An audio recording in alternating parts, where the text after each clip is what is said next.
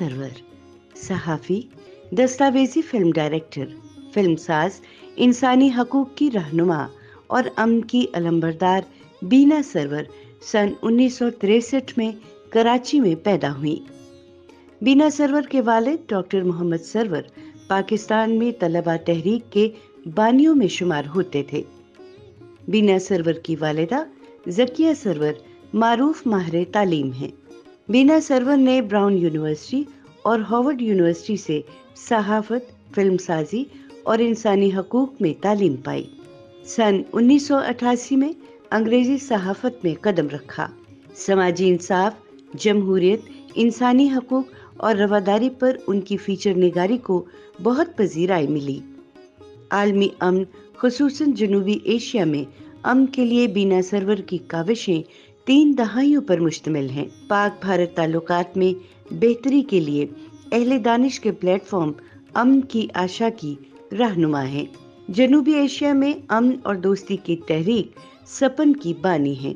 بینا سرور گزشتہ 12 برس سے امریکہ میں مقیم ہے، جہاں وہ اعلیٰ تعلیمی اداروں میں تدریس کے علاوہ امن اور انسانی حقوق کے لیے بھرپور کردار ادا کر رہی ہیں۔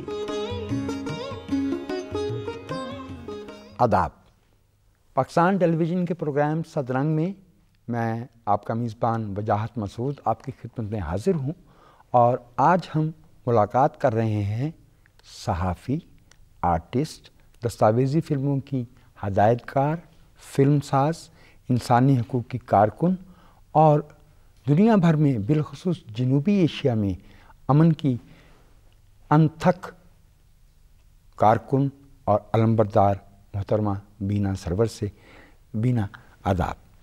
آپ کا اپنا ایک مقام ہے، طویل جدوجہد ہے اور پینورمک رینج ہے آپ کی سرگرمیوں کی، لیکن آپ سے بات کرتا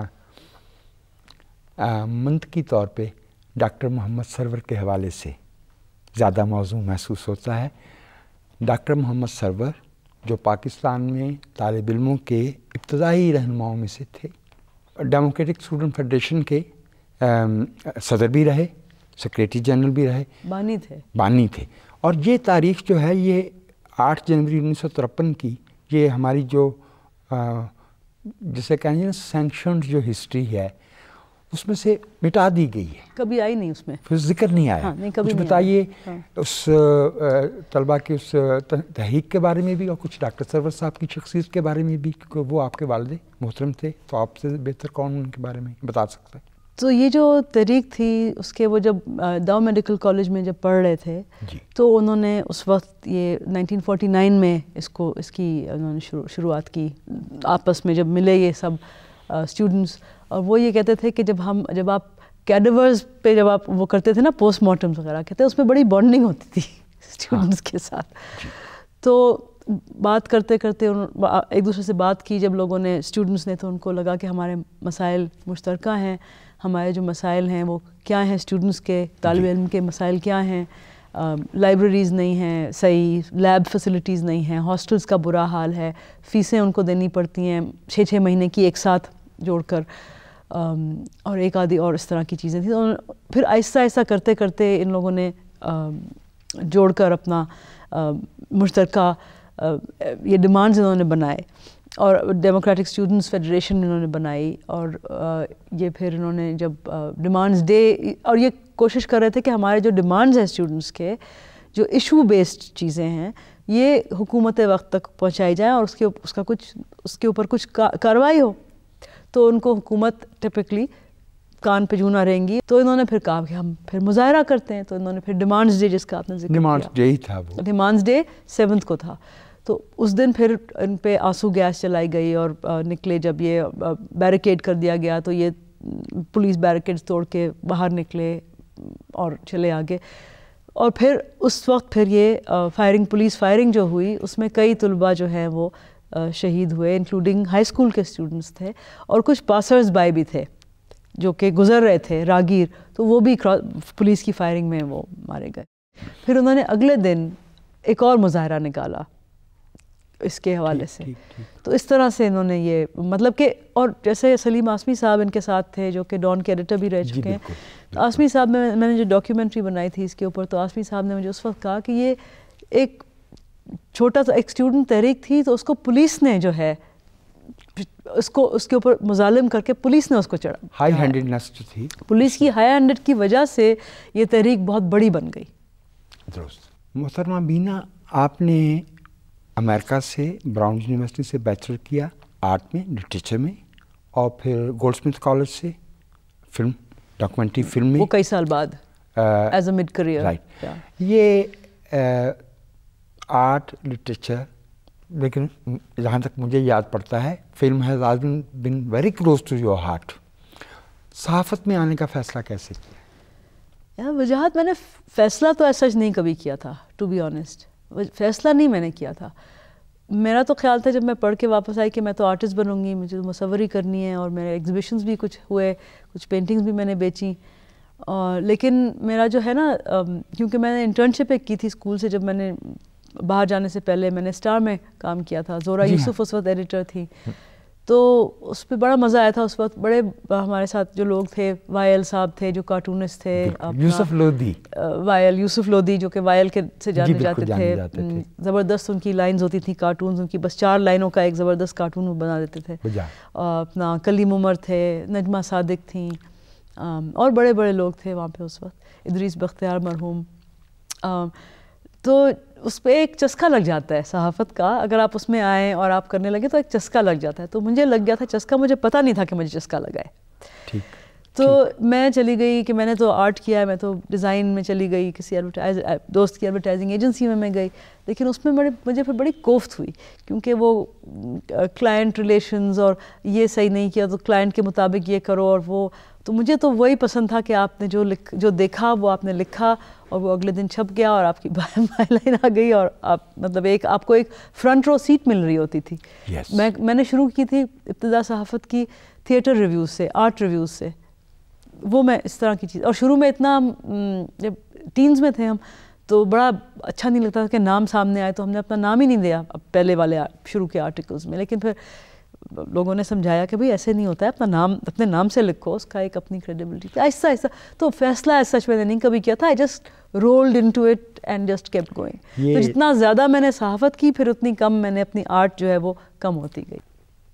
جو مقام اردو صحافت میں ہفت روزہ لیل و نہار کا رہا, اور وہ بمشکل 16-17 مہینے وہ ہفت روزہ اپنی پہلے ٹینیور میں سبط حسن صاحب کی عدالت میں چلا, کم و بیش وہی ایک میٹیورک رائز اور ایک روشنی, اور پھر dim frontier post. What a galaxy of journalists and what a contribution. مجھے بہت سے خوبصورت ناموں میں ایک نام یاد آتا ہے, وقاص خواجہ صاحب, لٹریچر پہ لکھتے تھے. بالکل بالکل. اور میں ایک گاؤں میں بیٹھا ہوتا تھا, شکر گڑھ میں پڑھاتا تھا میں وہاں پہ, اور مجھے دوسرے دن ملتا تھا, میں وہ ایک کاپی جو آئی ہوتی تھی وہ لینے جاتا تھا. کچھ فرنٹیئر پوسٹ میں کیا ماحول تھا, کیونکہ ان کے جو مالک تھے ان کا پروفائل تو جرنلزم کا نہیں تھا, بالکل نہیں تھا. یہ کیسے ہوا کہ سمینا چنارا سے فیقہ تک اور خالد احمد سے جو ہے وہ ایسے بہترین لوگ جو تھے, وہ ایک کسانڈرا تھی, کسانڈرا بالچن, ایگزیکٹلی, جلیس حاضر. By the way, she passed away. کسانڈرا passed away, بہت بالکل. جی, تو کچھ فرنٹی پوسٹ والا ایکسپیرینس تھا کیا؟ دیکھنے میں تو ایسے معلوم ہوتا تھا گویا کوئی گودام ہے, ہاں ٹمبر کا. بالکل ویسے ہی لگتا تھا.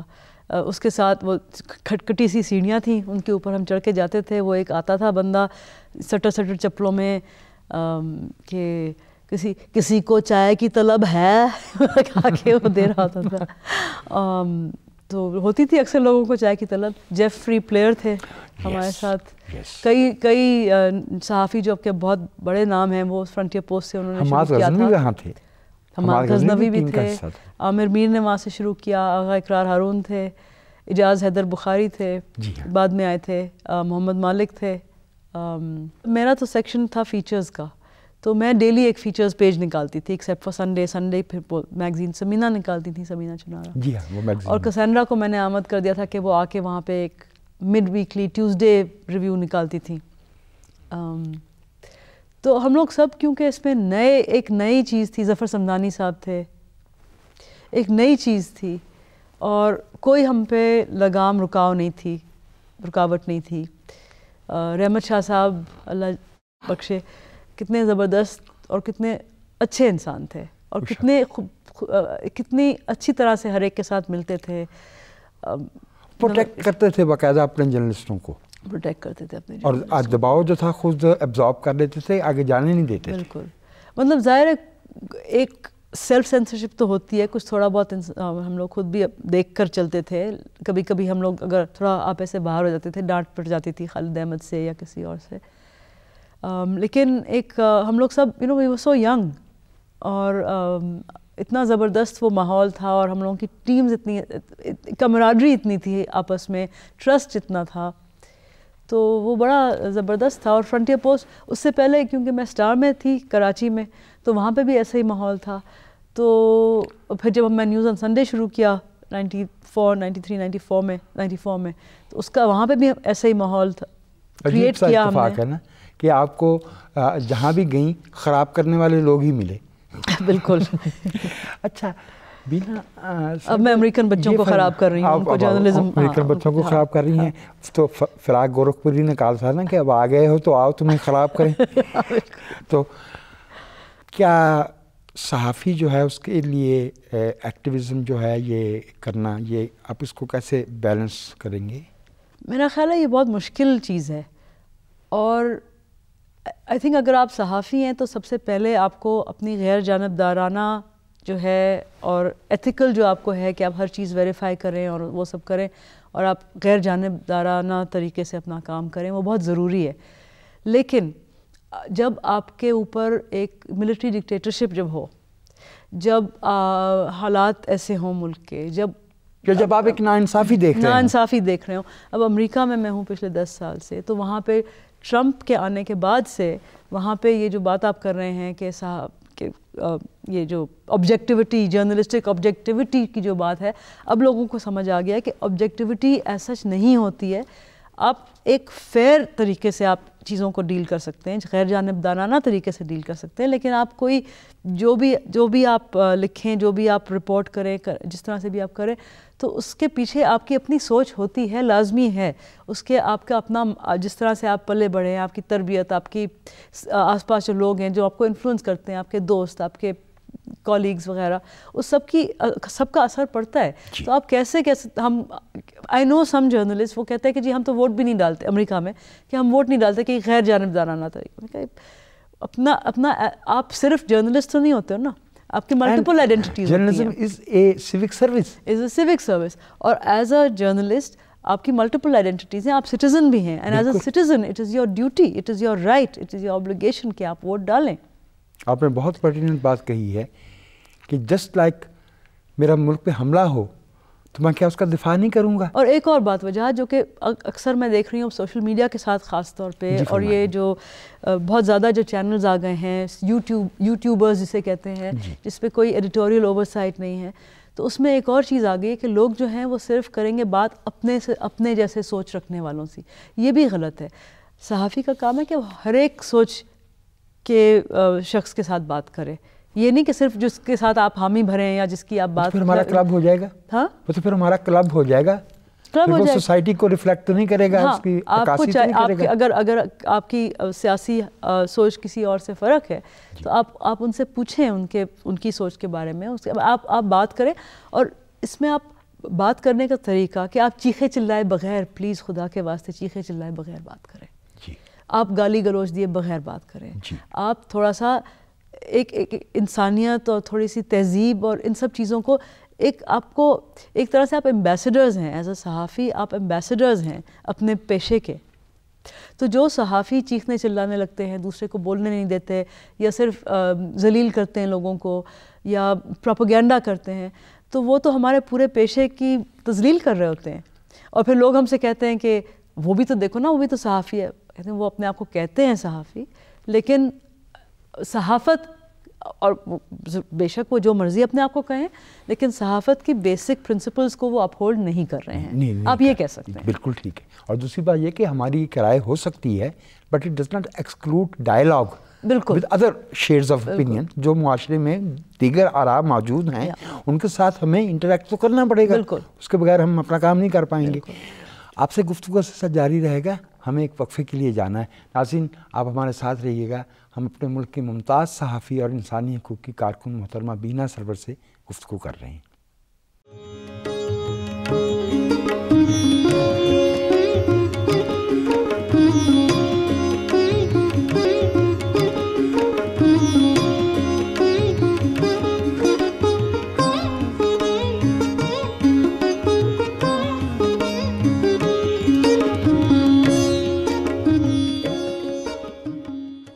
پروگرام سازنگ میں وجاہت منصور آپ کو ایک بار پھر سے خوش آمدید کہتا ہے, اور ہم گفتگو کر رہے ہیں ممتاز صحافی اور فلم ساز اور انسانی حقوق کی کارکن محترمہ بینا سرور سے. بینا, اگر آپ سے پوچھا جائے کہ اپنی شناخت کے طور پہ آپ کو اپنی جرنلسٹ اپنی شناخت زیادہ عزیز ہے یا ایک ایکٹیوسٹ؟ میں تو کہوں گی کہ I would prefer to be thought of as a journalist, اور میں اپنی جرنلزم کے تھرو ایکٹیوزم کرتی رہی ہوں.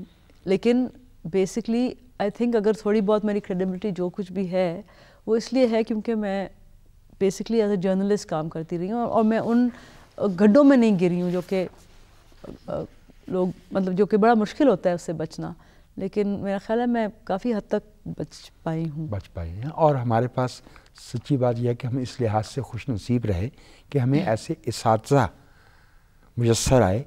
جیسے ابھی آپ ذکر فرما رہی تھیں کہ بھائی میں اپنے لفظ سے اور اپنے قلم سے, مجھے مسعود اللہ خان صاحب یاد آئے. اچھا, ان کو کوڑوں کی سزا سنائی گئی تھی لیکن وہ ان کی میڈیکل کنڈیشن کی وجہ سے کوڑے نہیں انہیں لگے تھے, لیکن ہمارے اور ساتھیوں کو لگے, ہمارے جی بالکل لگے. خاور نعیم ہاشمی کو, ناصر زیدی صاحب کو, وہ حیات ہیں, اسلام آباد میں ہیں, اور اس طرح سے 4 صحافیوں کو کوڑوں کی سزا دی گئی تھی.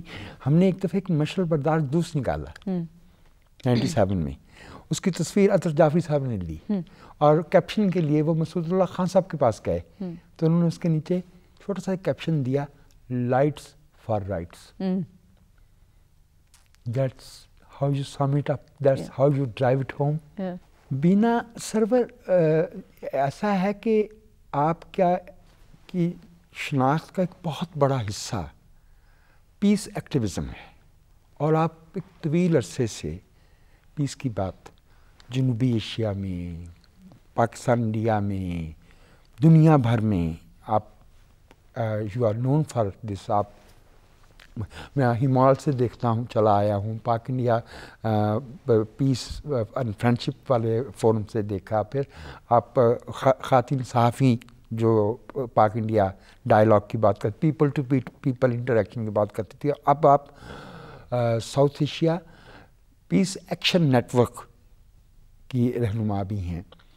لوگ یہ کہتے ہیں کہ کچھ لوگوں کا یہ تاثر ہے کہ دنیا میں جنگ اتنا پروفیٹیبل کاروبار ہے کہ امن کے لیے جو ہے وہ شاید راستہ اس سے نکلتا نہیں. آپ کی کیا رائے ہے؟ یہ تو بات صحیح ہے کہ جنگ از ویری پروفیٹیبل, اور لوگ جو چاہتے ہیں کہ امن نہ ہو تو وہ ان کے لیے تو ظاہر ہے وہ نہیں چاہتے. لیکن بات یہ ہے کہ اگر آپ لوگوں کی خوشحالی کے بارے میں سوچیں تو ظاہر ہے امن کے بغیر تو وہ خوشحالی نہیں ہو سکتی. اور یہ جو خطہ ہے ہمارا جنوبی ایشیا جو ہے, اس میں اگر ہم آپس میں بات چیت نہیں کریں گے اور آپس میں کوآپریٹ نہیں کریں گے تو وہی حال ہوگا جو اب ہو رہا ہے. اور اس سے ہمیں کیا حاصل ہوا ہے اتنے سالوں میں؟ تو اگر آپ ٹریڈ, ہمارے بلینز آف ڈالرز ہماری اکانومی کو حرج ہو رہا ہے کیونکہ ہم اپنے ریجن میں ہم ٹریڈ نہیں کر پاتے. جیوگرافکلی ہمارا ریجن ایک ہے, خطہ ایک ہے, لیکن ہم اس میں ہماری اکنامک انٹیگریشن نہیں ہے. It's the least economically integrated region as a region. اور ساک بھی جو ہے وہ ناکام ہوا. سارک ناکام ہوا ہے کیونکہ اس کی میٹنگز نہیں ہو پا رہی ہیں. 10 سال سے سارک نہیں ملا ہے. ہم نے ابھی دسمبر میں جو ایک ایونٹ کیا تھا, ڈسکشن کیا تھا, اسی حوالے سے ہم نے ایک ریزولوشن بھی پیش کیا تھا کہ سارک کی میٹنگ ہونی چاہیے. تو میں نے یہاں پہ فیض فیسٹیول جب ہوا اس میں بھی میں نے منی شنکر آئر کا سیشن جو تھا اس میں بھی میں نے یہی کہا کہ اگر اینڈ آئی نو کہ this might be very impractical, اور لوگ کہیں گے کیا بات آپ کر رہی ہیں یہ وہ ہے, لیکن میرے حساب سے یہ بات صحیح ہے کہ آپ اپنی بڑائی دکھائیں. آپ دکھائیں کہ آپ میچور ہیں اور آپ کا دل بڑا ہے، اور اگر ایک کوئی نہیں دے رہا ہے ویزے تو آپ کہیں کہ تم دو نہ دو لیکن ہم دیں گے. آپ کا اس میں کیا جاتا ہے؟ انا کی بات. اب یہ ریسپروکل اس میں لگے ہوئے ہیں. اس میں آپ اخلاقی طور پہ ایک ہائر مورل گراؤنڈ پہ آپ کریں نا، تو آپ کو پوری دنیا میں پذیرائی آپ کی ہوگی کہ یہ دیکھو یہ لوگ تو دے رہے ہیں ویزا، وہ نہیں دے رہے. آپ نے بہت نازک، بہت ٹرکی سبجیکٹس پہ دستاویزی فلمیں بنائی ہیں اور ان کو انٹرنیشنل فورا پہ بہت پذیرائی ملتی ہے. لیکن ایک سوال پیدا ہوتا ہے کہ یہ جو ڈاکومنٹریز بنتی ہیں یہ ہمارے جو مقامی کنڈیشنز ہیں اور جو ہمارے عوام ہیں ان کے شعور کو تبدیل کرنے میں ان کا کیا کردار ہے؟ کیا وہ محدود کردار ہے؟ اگر ہے تو کس وجہ سے، اور کیا محدود نہیں ہے تو اس کے بارے میں کچھ بتائیے. کیونکہ یہ اعتراض ہوتا ہے کہ بھئی یہ تو بڑی ایلیٹسٹ ایکٹیویٹی ہے، تھوڑے سے لوگ بیٹھ کے دیکھ لیتے ہیں وغیرہ اس طرح کے. اگر آپ اس کو دکھائیں گے پبلک پلیٹ فارم سے تو تھوڑے سے لوگ نہیں دیکھیں گے، بہت سارے لوگ دیکھیں گے. میرا جو تھیسس تھا گولڈ سمتھس کالج لنڈن سے جو میں نے کیا تھا 2001 میں، اس سے پہلے کہ پاکستان میں یہ سارے ٹی وی چینلز ابھر آئے، تو میرا تھیسس جو تھا بیسکلی وہ اس طرح سے تھا کہ ڈاکیومنٹری فلمز، دستاویزی فلمیں جو ہیں یہ جمہوریت کے لیے زیادہ ضروری ہیں بجائے 24/7 نیوز. کیونکہ 24/7 نیوز جو ہے وہ چھوٹی چیزوں میں، مطلب کہ آؤٹ آف کانٹیکسٹ چیزیں جو ہیں، ایک خبر بن رہی ہوتی ہے جلدی اس میں گہرائی سے بات نہیں ہوتی ہے. اور ہم دیکھ رہے ہیں اس کا نتیجہ کیا ہے کہ لوگوں کو گہرائی سے سوچنے کا موقع نہیں ملتا ہے، ان کو کانٹیکسٹ پورا نہیں ملتا ہے، ان کو پوری عکاسی نہیں ملتی ہے پوری پکچر کی. اب اگر دیکھیں کہ کیا ہو رہا ہے ملک میں اور میڈیا کیا دکھا رہا ہے، میڈیا ان جنرل، تو مطلب کہ وہ ریفلیکٹ نہیں کرتا ہے. بعض اوقات بالکل فریولس بات ہے، اس کو خبر بنایا ہوا ہے، خبر ہی نہیں ہے. پھر جو ٹاک شوز ہیں وہ اس میں مطلب کہ لڑائی، مطلب کہ ریٹنگز کے لیے جو ہو رہا ہے. تو آف کورس یہ میں سمجھ رہی ہوں، یہ تو اب ہے، اب آج کل کا دور ہی یہ ہے، اور سوشل میڈیا اور چھوٹی لوگوں کے پاس ٹائم نہیں ہے، لوگوں کے پاس وہ. لیکن ابھی آپ نے بھی دیکھا فیض فیسٹیول ہوا، اور ابھی یہ لاہور لٹریری فیسٹیول ہونے والا ہے کراچی میں. کراچی لٹری بھرے ہوئے ہوتے ہیں یہ فیسٹیول. کتابوں کی دکانوں پہ لوگ جاتے ہیں، لوگ پڑھتے ہیں، نوجوان. لیکن یہ آپ کو میڈیا پہ نہیں نظر آئے گا. لگتا ہے کہ کوئی دلچسپی نہیں لیتا ان چیزوں میں. مگر ایسا جا کے دیکھیں، وہاں بچوں کی تعداد دیکھیں، اور وہ جس شوق سے کتابیں ڈھونڈ رہے ہوتے ہیں اس کو دیکھیں. میں تو اس بات پہ حیران تھی جب عابدہ پروین سے کسی نے کہا کہ فیض صاحب کا کلام سنائیں، اور وہ سنانے لگیں تو میرے سامنے ایک بچہ جوان، بہت 20 سال کا رہا ہوگا میکس، اس نے ایک چھوٹی سی فیض صاحب کی کتاب نکالی کلام کی، اور اس نے اسی پیج پر کھولا جو کہ عابدہ پروین جس نظم پڑھ رہی تھی، نثار میں تیری گلیوں پہ، اور اس نے وہ سامنے اپنی رکھ کے اور پیچھے Abida Parveen, and he was filming that. تو میں نے اس سے پوچھا کہ یہ آپ نے ابھی یہاں پہ خریدی ہے کتاب کیا؟ کہتا نہیں، میں گھر سے لے کر آیا. اب جو 5 اگست 2019 ہوا ہے اور انڈیا نے 370 اور 35A کو ختم کر دیا ہے، اب آپ کیا سمجھتی ہیں کہ یہ جو پاکستان انڈیا کا یہ کانفلکٹ، اور خاص طور پہ کشمیر کویسچن، ہسٹوریکلی اب یہ کہاں کھڑا ہے؟ یہ اپنے ایولیوشن میں 75-76 برس دونوں ملکوں نے اس کویسچن کے ساتھ گزارے ہیں. کہاں رکھتی ہیں آپ کو کہ ہم حل کے کتنا قریب ہیں یا کتنا دور ہیں؟ دیکھیں، سب سے پہلے تو یہ کہ جب یہ انڈیا نے یہ حرکت کی، جو کہ نہایت ہی مطلب کہ غلط حرکت تھی، اور اس کی وجہ سے بہت زیادہ پرابلمز کریٹ ہوئے ہیں. کہ میرا ایک امپریشن ہے، وہ میں آپ سے عرض کی دیتا ہوں، یہ جو ایک نودولتیہ ذہن سا ہوتا ہے نا، ذرا اپنی تازہ پراسپیرٹی آئی ہے نا، تو انڈین جو ایٹیٹیوڈ ہے اس میں بھی ذرا تھوڑی امپیریس. جو پرابلم ہے وہ یہ کہ وہاں پہ جو ٹاپ پہ لوگ ہیں ان کی دولت بڑھتی جا رہی ہے، جو نیچے ہے وہ غربت پھر بھی بڑھ رہی ہے. اٹس ناٹ کہ ہر ایک جو آپ کو خوشحالی نظر آتی ہے وہ ہر جگہ خوشحالی. مڈل کلاس ایکسپینڈ نہیں کر رہی، ان کی مڈل کلاس کر رہی ہے ایکسپینڈ وہاں پہ بہت زیادہ، مطلب کہ. لیکن اگر ان کا یہ رویہ ہے جو کہ ہے اس وقت ایروگنس کا، اسٹیٹ کی طرف سے، لوگوں کی طرف سے نہیں، جو ہمارے جو دوست ہیں اس میں. لیکن اگر آپ اسی میں پڑے رہیں کہ جی ان کا رویہ ایسا ہے تو ہم پھر ایسے کریں گے، تو اس سے پھر اس کا بھی کوئی فائدہ نہیں ہے. میرا خیال ہے ایک اگین میچورٹی اس میں ہے کہ آپ کہیں کہ جو اگلا ہے اس کا جو بھی رویہ ہو، میرا رویہ جو ہے وہ میرے ضمیر کے مطابق اور میرے لوگوں کی بحالی کے حوالے سے کیا ہونا چاہیے. ایگزیکٹلی مجھے دو باتیں یاد آتی ہیں. ایک تو 1962 میں جرمنی اور فرانس کا ریکنسیلیشن، سیکنڈ وار دیکھی تھی، آکوپیشن دیکھا تھا، اور دوسرا جب سیریا سے جنگ کی وجہ سے لوگ بے گھر ہوئے ہیں تو انجلا مرکل کا رویہ کہ یہ ہماری ویلیوز ہیں. بالکل. And she lost many political points but stood by her colors, her principles. آپ 10-12 برس تو ہو گئے اب آپ کو امریکہ میں، تو کیا پاکستانی جو کمیونٹی وہاں پہ ہے، آپ نے جنرل ذرا ہمیں اپنا کچھ تاثر بتائیے کہ پاکستانی کمیونٹی وہاں پہ کس طرح کی ہے، کیا رجحانات ہیں، کتنا ایبزارب ہوئے ہیں، کتنا الگ تھلگ ہیں، کیا آپ نے کیا آبزرو کیا؟ اگر مجھے احساس ہے کہ وہ اتنا بڑا ملک ہے کہ آپ تو اس کے ایک حصے میں ہیں، لیکن پھر بھی کچھ نہ کچھ تو کمیونٹی کے بارے میں اندازہ ہوتا ہے نا ان کے. آئی تھنک بڑا مشکل ہے ایک سب کو ایک ہی اس میں لا کے کرنا، لیکن یہ کہ جس طرح سے پاکستان میں لوگ ہیں ہر سوچ کے وہاں پہ بھی ایسے ہی ہیں پاکستانی. لیکن یہ ہے کہ اکثر پاکستانی جو امریکہ میں ہیں، یا اور جو امریکہ میں خاص طور پہ میرا خیال ہے، کیونکہ وہ انگلینڈ میں تو خیر بہت برسوں سے اب ہے، امریکہ میں یہ، لیکن پاکستان کے لیے ان کا دل دھڑکتا ہے. They want to do something for Pakistan. لیکن مسئلہ یہ ہے کہ وہ میرا خیال ہے کہ جو باہر رہتے ہیں لوگ، ان کو چاہیے کہ جو لوگ آن دا گراؤنڈ کام کر رہے ہیں ان کو دیکھیں، سمجھیں اور ان کے کام کو سہارا دیں، بجائے اس کے کہ اوپر سے بتائیں کہ تمہیں یہ کرنا چاہیے یا وہ کرنا چاہیے. یہ ٹھیک ہے آپ کی. اور ایک اور بات ہے کہ جو کچھ جا کے وہاں پہ اور دقیانوس ہو جاتی، دقیانوسی بڑھ جاتی ہے، تنگ نظری بڑھ جاتی ہے، بیکاز وہ جو چھوڑ کے آئے ہوتے ہیں پاکستان 50s اور 60s میں، اور اب تو بہت ترقی کر گیا ہے پاکستان بہت زیادہ طریقوں سے، بہت زیادہ جو یہاں پہ نوجوان نسل ہے اس کی سوچ بالکل ہی مختلف ہے ہمارے نوجوانوں کی سوچ، اور جو وہاں پہ لوگ ہیں ان کو سمجھ ہی میں نہیں آتا ہے، کیونکہ that is not the Pakistan that they left. Yes, اور وہ ان کا تاثر یا ان کی جو شعوری ارتقاء ہے رکا ہوا ہے. پاکستانی جو ڈاکٹرز ہیں وہ بڑا ایکٹیو کردار بھی ادا کرتے ہیں، اور اسی طرح سے دوسرے شعبوں میں فلانتھراپی میں بھی لوگ ہیں، سیاست میں حصہ لے رہے ہیں. اب وہاں پہ بلیک لائیوز میٹر کا موومنٹ شروع ہوا جی، جب ایک جارج فلوئڈ کو ایک پولیس والے نے اس کی گردن پہ گھٹنا رکھ کے اس کا دم گھونٹ دیا، اس کو مار ڈالا، تو بلیک لائیوز میٹر کا موومنٹ شروع ہوا.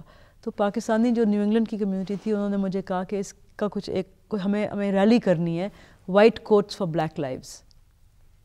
سفید کوٹ پہنتے ہیں نا doctor, white coats for black lives. تو وہ پھر ہم نے آرگنائز کیا. تو میں نے کہا پھر آپ صرف پاکستانیوں کا نہ کریں، bring other South Asians into it. تو اس میں پھر انڈین ڈاکٹرز بھی آئے، بنگلہ دیشی بھی، اور بھی لوگ آئے. تو کیونکہ جب وہاں جاتے ہیں تو احساس ہوتا ہے کہ ہمارا خطہ ایک ہے.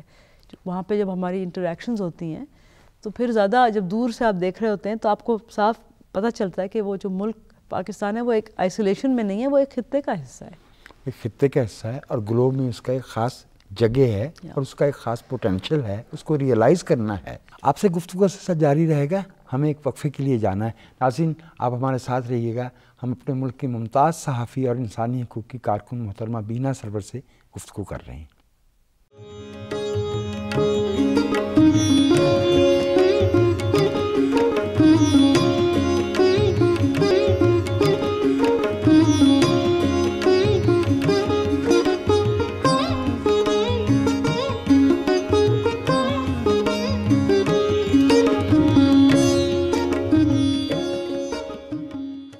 پروگرام سازنگ میں وجاہت منصور آپ کو ایک بار پھر سے خوش آمدید کہتا ہے، اور ہم گفتگو کر رہے ہیں ممتاز صحافی اور فلم ساز اور انسانی حقوق کی کارکن محترمہ بینا سرور سے.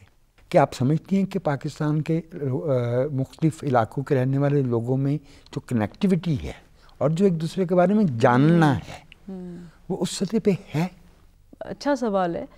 مطلب کہ میرا خیال ہے میڈیا کی وجہ سے کافی حد تک ایک ہے تھوڑا سا لوگ جاننے لگے ایک دوسرے کے بارے میں زیادہ. ایک اور چیز میں نے دیکھا ہے پچھلے 10-15 سال سے، جو آغاز حقوق بلوچستان کا جو پیکج کیا تھا، تو اس کی وجہ سے بلوچ بچے جو ہیں وہ بلوچستان سے باہر آ کے پنجاب یونیورسٹی، کراچی، اسلام آباد وغیرہ میں ان کی جو پڑھنے آئے.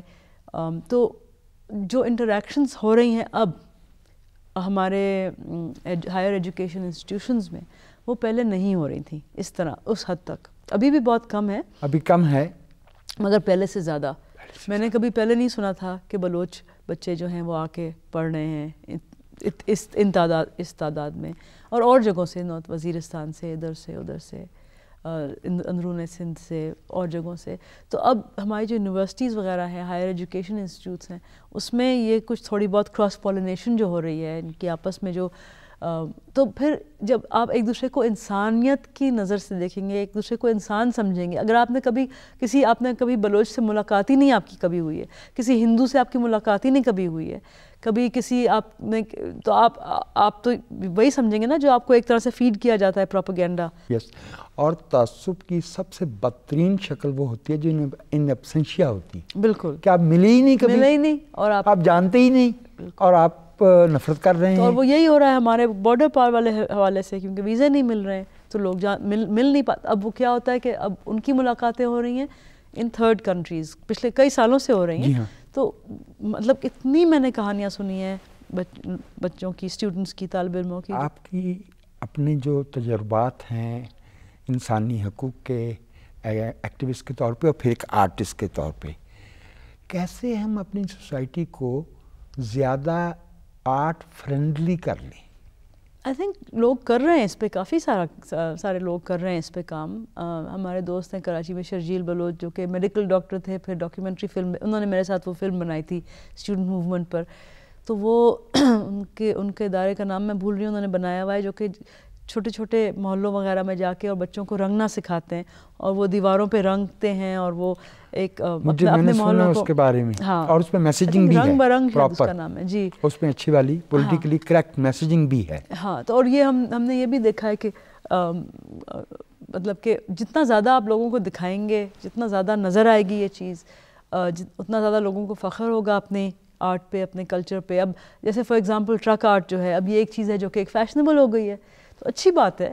فیشنیبل مطلب کہ اب لوگوں کو اپنے اس چیز کی قدر آ گئی ہے، ایک ہمارا کرافٹ ہے، ایک ہماری ایک پہچان ہے. اور اس کے موٹیف پہچانے جاتے ہیں اب. بالکل. تو جہاں کہیں ٹکڑا اس کا ٹرک آرٹ کا آتا ہے تو وہ فن پارے میں پہچانا جاتا ہے. بالکل. وہ اور پھر ناپا، بالکل، اس نے بہت اچھے حیران کن طور پہ، غیر متوقع طور پہ بہت عمدہ لکھنے والے ناپا سے سامنے آئے ہیں. لیکن مجھے ایک بات بتائیے، ہماری ریاست تو خیر کافی اس پہ سینسٹیو ہے کہ ہمارا امیج بیرونی دنیا میں کیسے ہو، ان کے اپنے کنسرنز ہیں، لیکن ہم بطور سٹیزن بھی تو سمجھتے ہیں نا کہ ہمارے ملک کا امیج، ہمارے لوگوں کا امیج جو ہے وہ گلوبلی ایسا ہونا چاہیے جسے ایکسیپٹیبل کہا جا سکے، جس میں ہمارے شہری جو ہے وہ کسی تعصب کا شکار نہ ہو.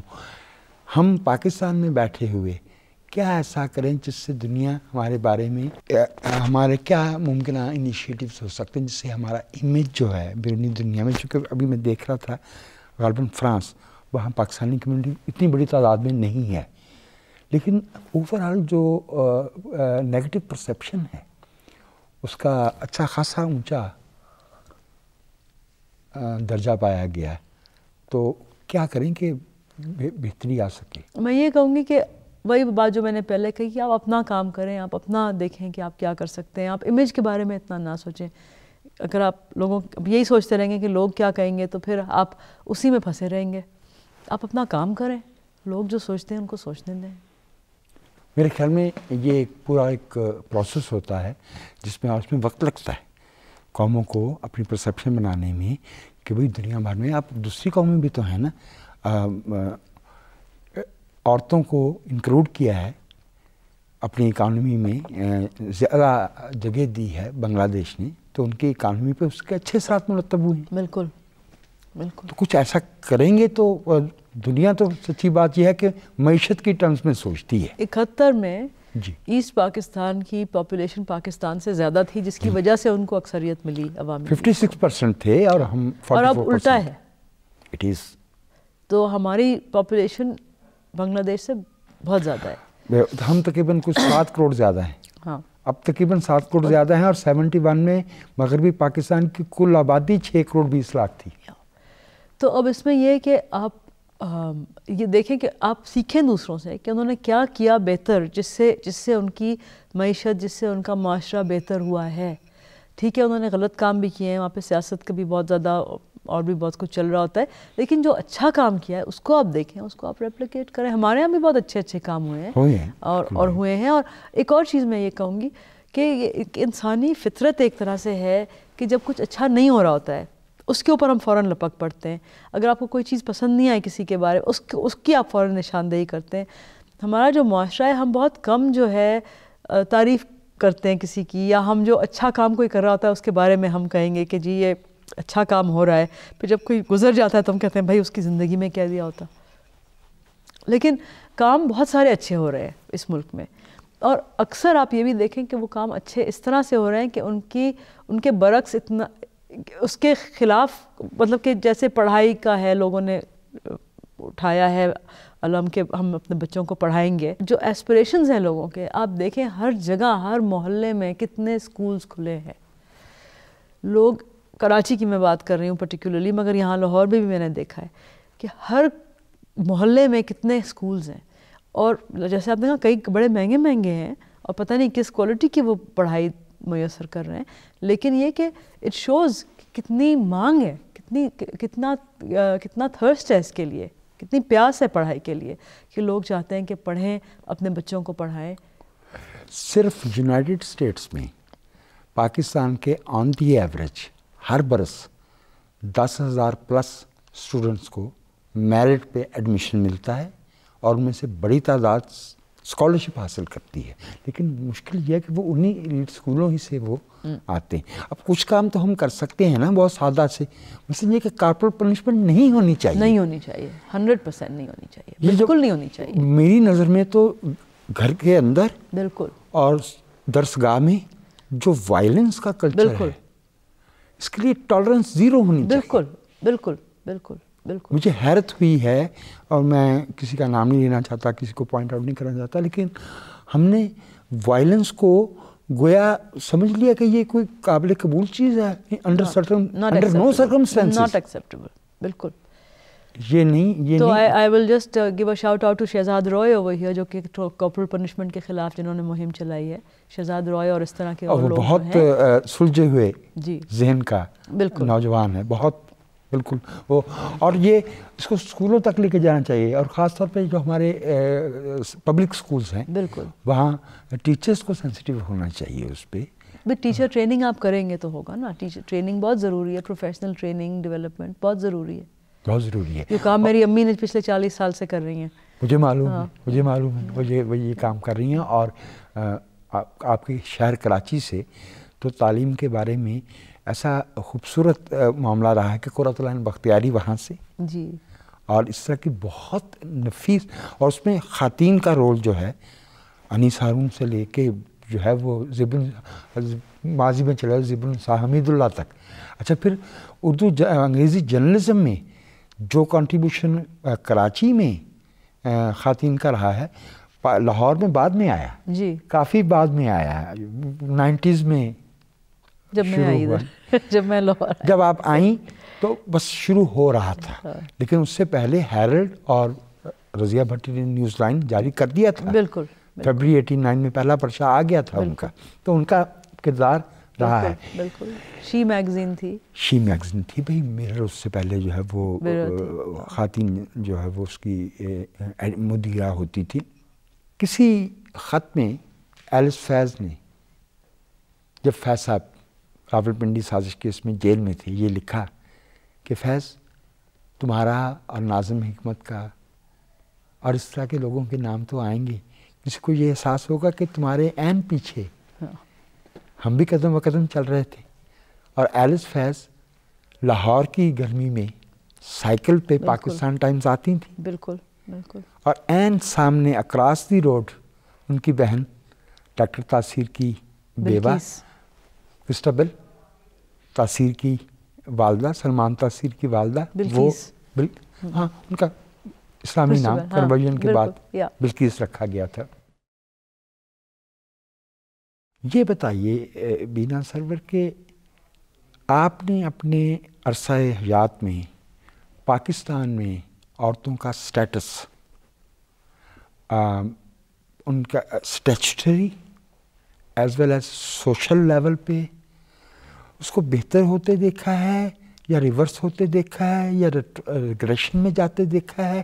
How would you summarize women's evolution of women's role in Pakistan? دیکھیں، جب ہم سے اکثر لوگ پوچھتے ہیں، اسپیشلی ہمارے جو دوست انڈیا کے ہیں، وہ کہتے ہیں کہ پاکستانی خواتین اتنی زبردست کیسے ہیں، اتنا زبردست کام کیوں کرتی ہیں، کیسے؟ یہ نہیں کہ انڈیا میں نہیں کرتی ہیں، لیکن پاکستان میں ایک عورتوں کا جو موومنٹ رہا ہے، اس کا ایک جو جوش رہا ہے اور جو وہ ہے، آئی تھنک اس کی ایک وجہ یہ کہ بہت زیادہ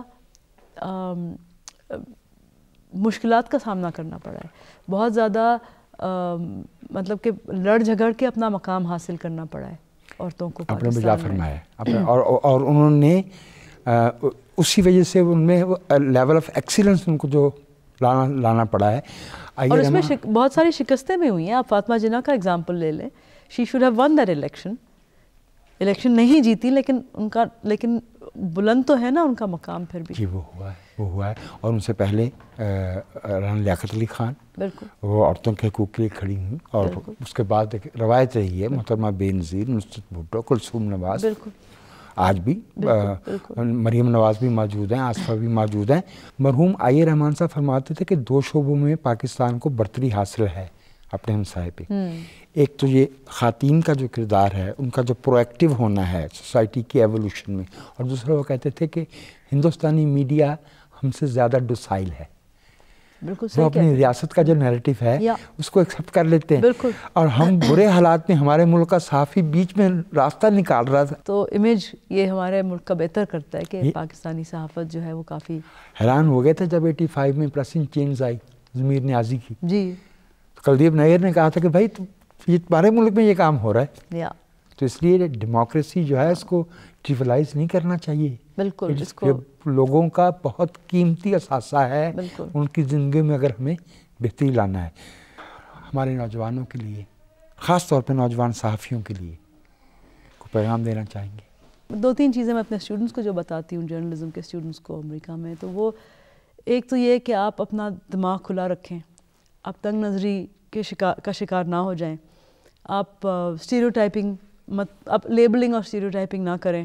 کسی نے اگر کوئی کام غلط کیا ہے تو آپ اس کام کے حوالے سے کہیں کہ اس نے یہ کام کیا، بجائے اس کے کہ اس کو آپ لیبل کر دیں کہ وہ یہ ہے یا وہ ہے. ایک تو یہ بات ہے. دوسرا یہ کہ آپ جو بھی آپ کام پیش کریں تو اس کو پورے کانٹیکس، پورے دائرے میں دیکھیں، پورے کانٹیکس میں دیکھیں. صرف وہ ایک چیز نہیں ہوتی، اس کے ارد گرد کیا ہوتا ہے، اس کے پیچھے کیا ہے، آگے کیا ہو سکتا ہے، اس کا ایک پورا کانٹیکس جو ہے اس کو اپنے سامنے رکھیں. یہ بہت، اور یہ ایسی چیز نہیں جو راتوں رات سیکھی جا سکے. نہیں، یہ 4 سال کا بیچلر کرنے سے نہیں سیکھی جا سکتی. نہیں، یہ کرنے سے ہوتا ہے. یہ کرنے سے ہوتا ہے. آپ کے پاس اچھے ایڈیٹرز ہوں جو کہ آپ نے جو چیز لکھی ہے تو اس میں وہ آپ کو بتائیں کہ اس میں آپ کانٹیکس تھوڑا سا اور ڈالیں، اس میں آپ سمجھائیں تھوڑا سا زیادہ، جو کچھ بھی ہے. پھر ایک اور چیز میں ان سے یہ کہتی ہوں کہ صرف آپ ایونٹ کا نہ سوچو کہ یہ ہوا تھا، آپ پروسیس کا بھی سوچو کہ اس کے پیچھے کیا تھا، سلسلہ کیا ہے. جیسے جمہوریت جو ہے یہ ایونٹ نہیں ہے، یہ سلسلہ ہے، پروسیس ہے. It's a freedom. Liberation may be an incident, but freedom is a continuum, a process. Exactly. تو پروسیس جو ہے، پروسیس اینڈ کانٹیکس، اور یہ long view, take the long view about things, کہ آپ دور اندیشی سے دیکھیں چیزوں کو. آپ صرف یہ مت دیکھیں کہ ابھی کیا ہوا ہے، آپ تھوڑا سا پیچھے ہٹ کے تھوڑا سا ایک پیرسکوپل ویو آپ دیکھیں، step back a little bit. کہ ہم جرنلسٹ جو ہیں، ہم صحافی، ہم سوسائٹی کا حصہ تو ہیں، لیکن ہمارے اوپر یہ بھی ایک ذمہ داری ہے کہ ہم اس جو کچھ ہو رہا ہے اس سے تھوڑا سا ہٹ کے اور دیکھیں کہ کیا ہو رہا ہے، اور اس کے اوپر ایک غیر جانبدارانہ طریقے سے اس کو آبزرو کر کے اور بتائیں جو ہم نے آبزرو کیا ہے. تو ناظرین، یہ تھی ہماری گفتگو صحافی، فلم ساز، ہدایت کار، انسانی حقوق کی کارکن اور امن کی علمبردار محترمہ بینا سرور کے ساتھ وجاہت مسعود کو اجازت دیجیے۔ خدا حافظ۔